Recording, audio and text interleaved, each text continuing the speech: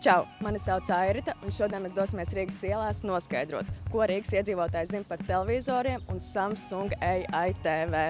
Un, ja arī tu esi jaunu televizoru meklējumos, tad meklē atlaižu kodu aprakstā. Vai tu pats skaties televizoru un cik bieži? Es skatos televizoru, bet pāris reizes nedēļā. Vai tu pats tā kā personīgi aizdomājies par enerģijas patēriņu? Varbūt, bet man grūti pateikt, cik viņš patērēs. Neesmu aizdomājies, cik tieši televizors tērē. Tu skaties kaut kāds vecākus seriālus, vecākas pārraides, filmas?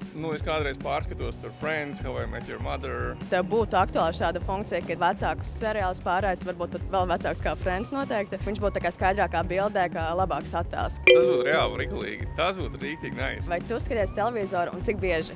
Katru vakaru. Vai šāda funkcija varbūt tev būtu aktuāla, kad vecākus seriālus vai filmas pārveido tādā skaidrākā bildē? Jā, protams. Es domāju, tas varētu būt visiem aktuāls. Samsung AI TV ir šāda funkcija, un tas arī ļoti forši. Vai tu skaties kādu sporta veidu? Jā, protams, tad mēs visi sekojam līdz hokejam.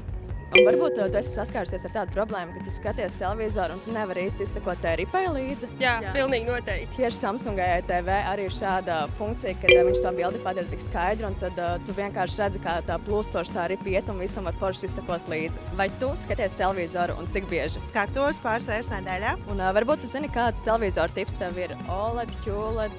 OLED. Un vai tu zini, kas tieši ir šis OLED? Augstu kvalitāti un izšķirtspēju. Un varbūt tu skaties kādus vecākus seriālus, filmas? Reti, bet dažkārt sanāk, piemēram, visiem labi zināmo filmu Friends. Un pēdējais jautājums, vai tu seko līdzi elektrības patēriņam? Diezgan aktuāli, tas mūsdienās, man liekas, ir jāseko līdzi. Samsungam ir šāda funkcija, ka tu vari vienkārši ieiet aplikācijā SmartThings un sekot līdzi, cik tev elektrību tērē mēnesī un cik daudz enerģijas izsērē, tāpēc man liekas, tas ir tiešām superīgi. Mums bija ļoti interesanti, ko cilvēki domā par televizoriem un AI, un ceram, ka tu arī kaut ko jaunu uzzināji.